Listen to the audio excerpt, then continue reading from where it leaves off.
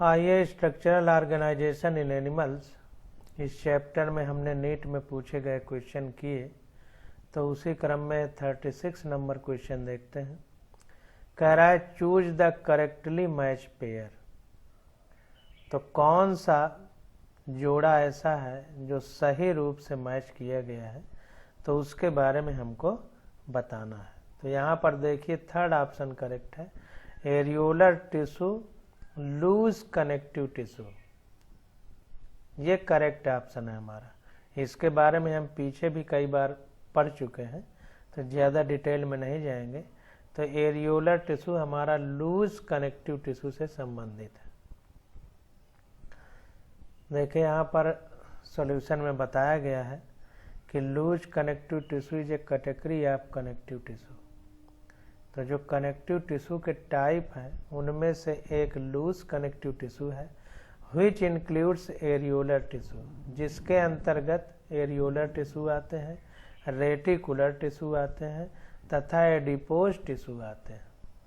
कह रहा है tendon is a fibrous connective tissue.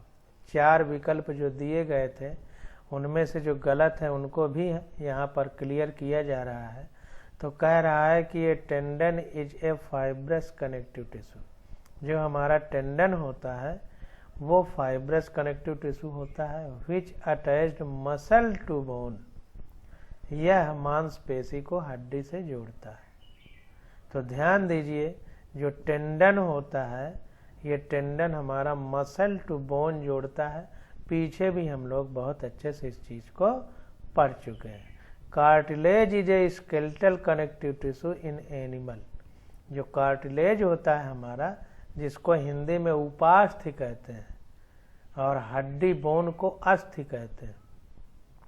तो जो कार्टिलेज या उपास्थि है ये स्केलेटल कनेक्टिव टिश्यू के अंतर्गत आता है in animal and is found in the joint between bone.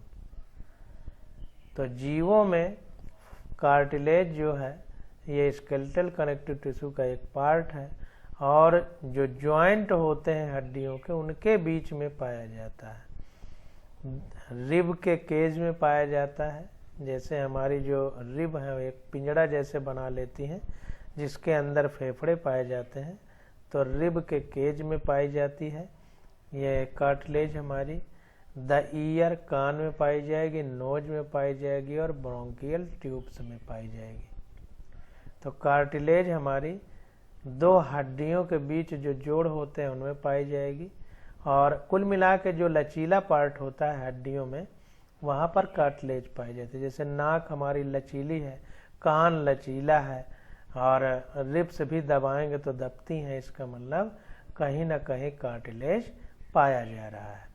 तो इस प्रकार से हमारा जो 36 है इसका थर्ड ऑप्शन करेक्ट हो जाएगा कि जो एरियोलर टिश्यू है लूज कनेक्टिव टिश्यू होता है। जो टेंडन होता है हमारा ये हड्डी और पेशी को जोड़ता है और एडिपोज टिश्यू एक टाइप है एरियोलर टिश्यू का। जो कार्टिलेज होता है हमारा ये बोन को बोन से जोड़ता है। तो कुल मिला करके कार्टिलेज स्केलेटल कनेक्टिव टिश्यू है, ना कि लूज कनेक्टिव टिश्यू है। और टेंडन हमारा फाइब्रस कनेक्टिव टिश्यू है, ना कि स्पेशलाइज्ड कनेक्टिव टिश्यू है। तो ये जो गलत ऑप्शन थे वो भी हम लोगों ने समझ लिया। अब क्वेश्चन नंबर 37 देखते हैं। कह रहा है select the correct option with respect to cockroach.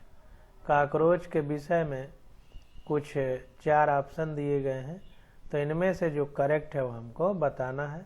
तो सेकंड ऑप्शन हमारा करेक्ट है कॉकरोच के विषय में। Males bears short anal style not present in females. तो जो पहला क्वेश्चन हम लोगों ने किया था इस चैप्टर में, तो जहाँ तक वो यही था, तो मेल में एनल स्टाइल पाई जाती है जबकि फीमेल में ये नहीं पाई जाती है और इसी आधार पर हम मेल और फीमेल कॉकरोच को पहचानते हैं। तो सॉल्यूशन देखते हैं। तो देखिए सॉल्यूशन में हम लोग जो स्टडी करते हैं वो चारों विकल्पों को ध्यान में रख करके करते हैं कि जो 4 विकल्प हैं सारे के सारे हमारे कवर हो जाएं और सारी चीज़ें हम लोग ऊपर पढ़ चुके हैं। अब कुल मिला के उनका रिवीजन ही हो रहा है। तो टेस्ट पेपर या नीट के पेपर करने का फ़ायदा यही होता है कि हमारा रिवीजन हो जाता है। तो यहाँ पर देखें, Malpighian tubule are the main excretory structure in cockroach. तो ये चीज़ भी हम लोग पढ़ चुके हैं कि माइलपेगियन ट्यूब्यूल स्केटरी आर्गन है इस काकरोच का। They extract nitrogenous waste and water from hemolymph and reabsorb certain salt resulting in preparation of uric acid। तो माइलपेगियन ट्यूब्यूल का काम क्या है कि ये नाइट्रोजनस वेस्ट जो काकरोच के हीमोलिम्फ में पाया जाता है उसको nitrogenous waste and water from haemolymph and reabsorb certain salt resulting in preparation of uric acid. तो हीमोलिम्फ वाटर और कुछ नाइट्रोजनस पदार्थ, वाटर और कुछ और साल्ट हैं जिनको रीअब्जॉर्ब कर लेता है माइलपेगियन ट्यूब्यूल और कुल मिलाकर के अंत में यूरिक एसिड के फॉर्म में उसको एक्सक्रीट करता है। सो काकरोच इज यूरिकोटेलिक, इसलिए हम काकरोच को यूरिकोटेलिक कह सकते हैं। Male have paired anal style on 9th abdominal sternite which are absent in female।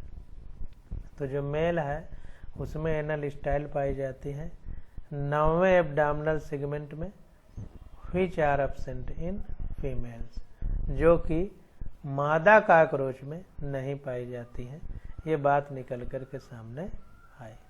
अब देखिए 38 नंबर क्वेश्चन है, कह रहा है correct choose the correctly match pair. तो जो मैच पेयर हमारा करेक्टली मैच है उसके बारे में हमको बताना है। तो यहाँ पर देखिए 3rd विकल्प हमारा करेक्ट है, कह रहा है ट्यूबुलर पार्ट ऑफ नेफ्रॉन्स, इसमें क्यूबॉइडल एपिथेलियम पाया जाता है। ये क्वेश्चन हम पीछे कई बार पढ़ चुके हैं। तो यही हमारा करेक्टली मैच है कि ट्यूबुलर पार्ट जो होता है नेफ्रॉन का उसमें क्यूबॉइडल एपिथेलियम पाई जाती है और इंटेस्टाइन में कॉलमनर एपिथेलियम पाई जाती है, क्योंकि वहाँ एब्जॉर्प्शन का ज़्यादा रोल होता है। तो इसको देखे डिटेल में पढ़ लेते हैं। तो जो हमारे ऑप्शन और दिए गए हैं उनके बारे में भी हम यहाँ समझेंगे। तो moist surface of buccal cavity, जो बक्कल कैविटी की मॉइस्ट सरफेस होती है जहाँ नमी होती है वहाँ पर स्ट्रेटिफाइड नॉन केराटिनाइड स्क्वैमस एपिथेलियम होती है। तो ध्यान दीजिए, जहाँ पर हमारा फिसलन होती है, जैसे हम खाना खाते हैं तो हमारे मुंह में उसको कुचला जाता है, तो यहाँ पर जो हमारी ऊपर की एपिथेलियम है बार बार उसका नुकसान होता है और नई बनती है, तो वहाँ पर स्ट्रेटिफाइड एपिथेलियम पाया जाता है। इस बात को ध्यान रखना है। और जो पार्ट हमारा बॉडी का धूप के संपर्क में रहता है, बाहर होता है, वहाँ केराटिनाइज्ड एपिथेलियम होता है, और जो अंदर रहता है वहाँ पर नॉन केराटिनाइज्ड होता है। तो चूंकि बक्कल कैविटी यानी मुख गुहा जो है हमारी यह अंदर है, इसलिए यहाँ पर नॉन केराटिनाइज्ड एपिथेलियम पाया जाएगा।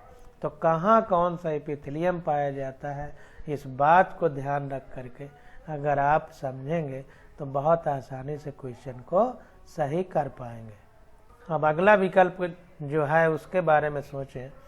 तो देखिए, कह रहा है इनर सरफेस ऑफ ब्रोंकियोल्स। तो ब्रोंकियोल्स में हवा और म्यूकस का प्रवाह होता है, इसलिए वहाँ पर सिलिएटेड एपिथेलियम पाई जाती है। बहुत बार ये क्वेश्चन आ चुका है। Inner lining of salivary duct. तो inner lining of salivary duct, तो सैलिवरी डक्ट में क्या होता है, क्यूबॉइडल एपिथेलियम पाई जाती है। जहाँ पर भी कोई निर्माण होता है तो उसके निर्माण के लिए खाली जगह होना चाहिए, तो वहाँ पर घनाकार यानी क्यूबॉइडल एपिथेलियम पाया जाता है।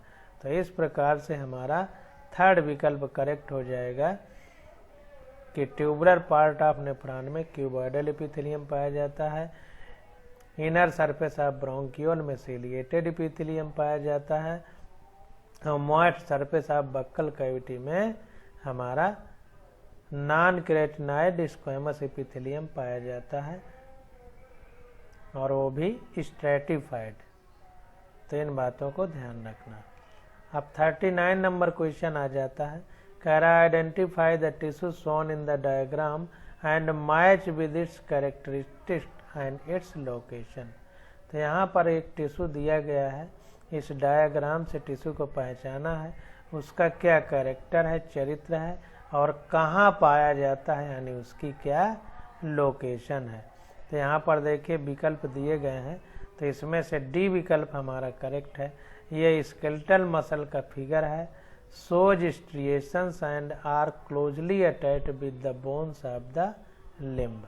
तो ध्यान दीजिए, स्केलेटल मसल का फिगर है और शो स्ट्रिएशन शो कर रहा है and are closely attached with the bone of the limb, और लिम्ब यानी हाथ पैर की बोन से क्लोजली अटैच होता है।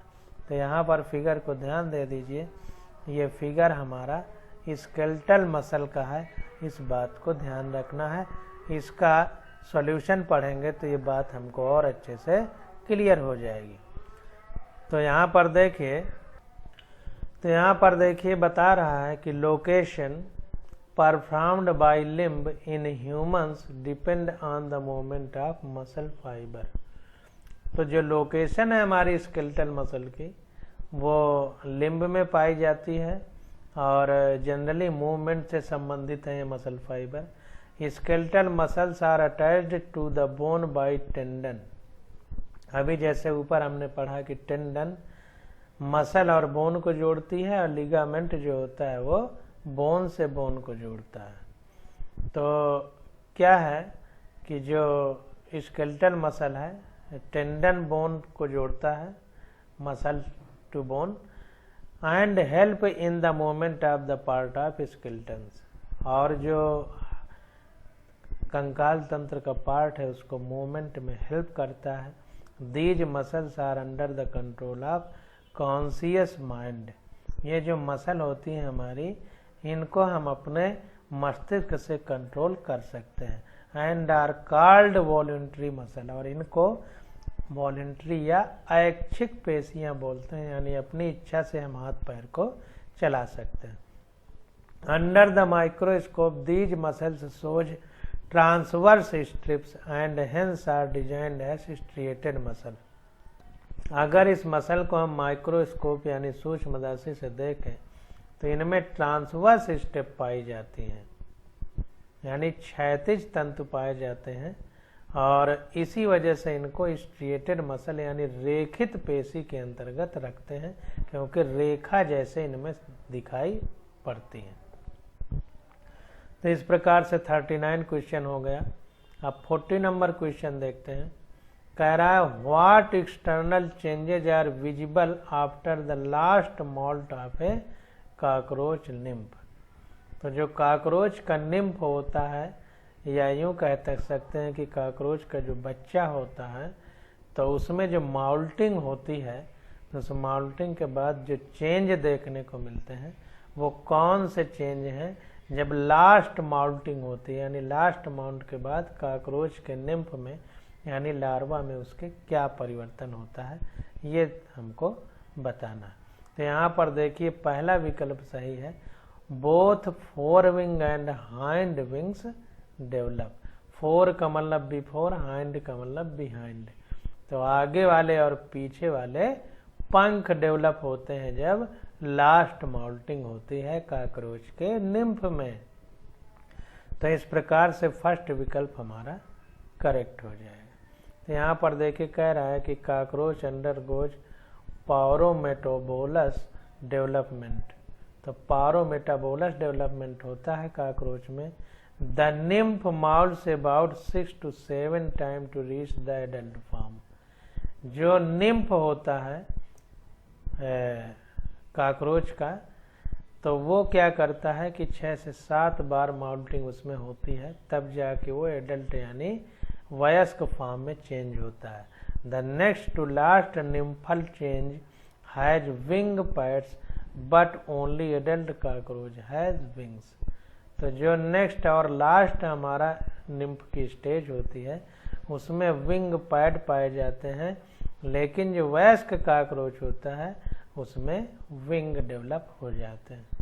तो इस प्रकार से जो लास्ट माउल्टिंग है उसमें हाइंड और फोर विंग काकरोच के निम्फ में डेवलप होते हैं। ये बात निकल करके सामने आई।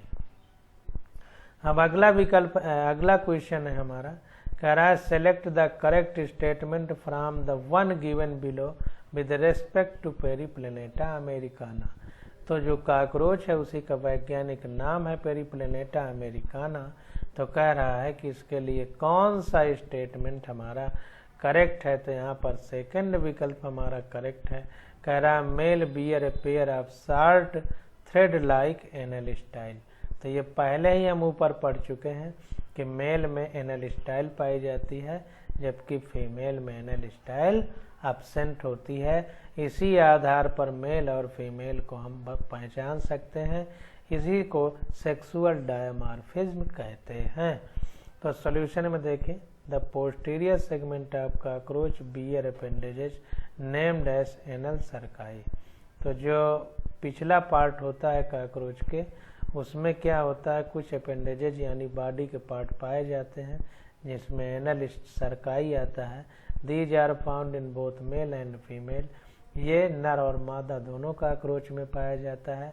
But male cockroach can be distinguished by female.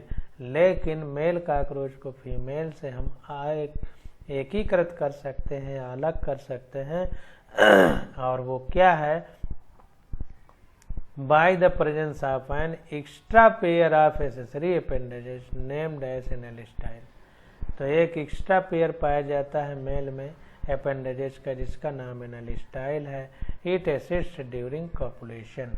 और ये कॉपुलेशन के समय यानी जब मेल और फीमेल सेक्स के लिए आपस में मिलते हैं उस समय ये ज़्यादा क्लियर देखने को मिलता है। अब क्वेश्चन नंबर 42 आ जाता है। कह रहा है given below is the diagrammatic sketch of a certain type of connective tissue. तो एक सर्टेन टाइप यानी विशेष प्रकार के कनेक्टिव टिश्यू का नीचे स्क्रैच फिगर बनाया गया है। कह रहा है identify the parts labelled ABCD and select the right option about them. तो कह रहा है ये नीचे फिगर दिया गया है। तो फिगर में ABCD जो ये इंडिकेट किए गए हैं इनके हमको नाम बताना है और इनके बारे में भी बताना है। तो देखिए यहाँ पर ए विकल्प हमारा करेक्ट है। तो यहाँ पर देखिए जो ए में जो इंडिकेट किया गया है ये हमारी क्या है, माइक्रोफेजेज है। माइक्रोफेजेज यानी ब्लड में पाई जाने वाली बड़ी कोशिका है जो किसी को खा लेती है। जो एंटीजन होता है उसको खा करके ख़त्म कर देती है। तो ये माइक्रोफेजेस का एक फिगर बनाया गया है। तो माइक्रोफेजेज जो है ए वाला है और बी में हमारा फाइब्रोब्लास्ट है। बी जो है ये फाइब्रोब्लास्ट है। ध्यान दीजिए फाइबर जैसी संरचनाएं हैं तो इसको फाइब्रोब्लास्ट कहेंगे। और सी में हमारा कोलेजन फाइबर है।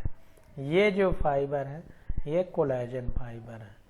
और ये जो डी है हमारी ये मास्ट सेल है, इसको ध्यान देना है। ये हमारी माइक्रोफेजेस है, ये हमारा फाइब्रोब्लास्ट है और ये हमारा कोलेजन फाइबर है और ये हमारी मास्ट सेल है। ये बात निकल करके सामने आई है। तो ए विकल्प हमारा करेक्ट है। अब इसके बारे में थोड़ा थोड़ा हम लोग समझ लेंगे तो हमारे ऑप्शन और क्लियर हो जाएंगे। तो देखिए कह रहा है microphages is a type of white blood cells. जो माइक्रोफेजेज है WBC का एक स्वरूप है एंड डिराइव्ड फ्रॉम मोनोसाइट और मोनोसाइट से बनता है and is responsible for detecting engulfing and destroying pathogens. और इसका काम क्या होता है कि ये पैथोजन को पहचानता है, उसको खा लेता है और खा करके उसको डिस्ट्रॉय यानी नष्ट कर देता है।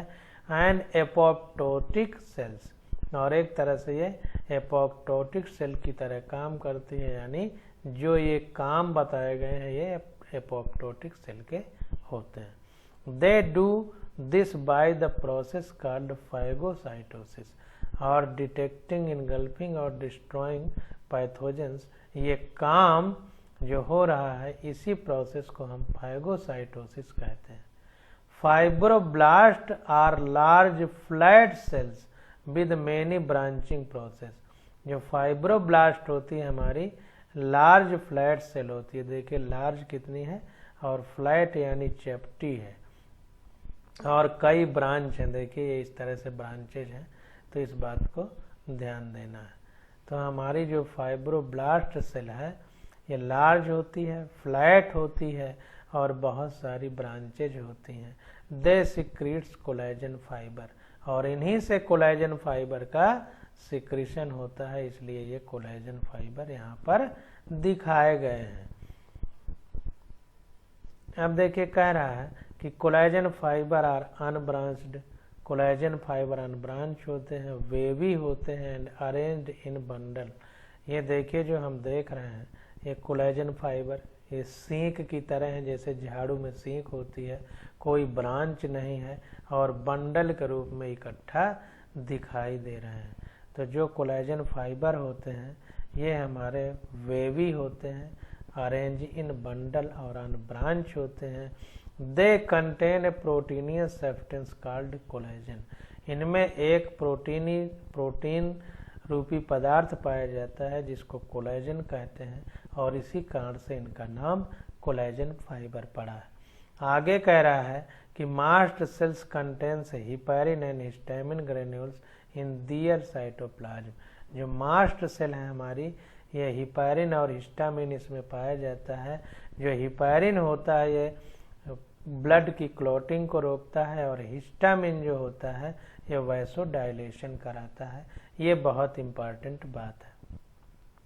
तो जो हमारी मास्ट सेल है, जो हमने ये फिगर देखा, तो मास्ट सेल में क्या होता है कि हिपैरिन और हिस्टामिन नामक ग्रेन्यूल्स पाए जाते हैं इसके साइटोप्लाज्म में, यानी इसके कोशिका द्रव्य में। और हिपैरिन क्या करता है, ये ब्लड क्लॉटिंग को रोकता है और हिस्टामिन क्या करता है, ये वैसोडाइलेशन कराता है, यानी रक्त वाहिनियों को फैलाने का काम करता है। अब क्वेश्चन नंबर 43 आ जाता है। कह रहा है कंपेयर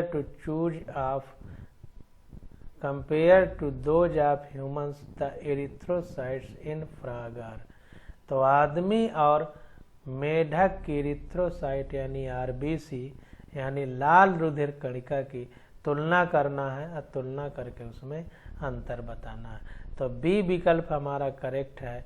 जो ह्यूमन है इसकी जो है जो हमारी वो होती है आरबीसी होती है उसमें न्यूक्लियस नहीं पाया जाता, जबकि जो फ्रॉग है उसमें न्यूक्लियस पाया जाता है और हीमोग्लोबिन न्यूक्लियस के साथ साथ पाया जाता है।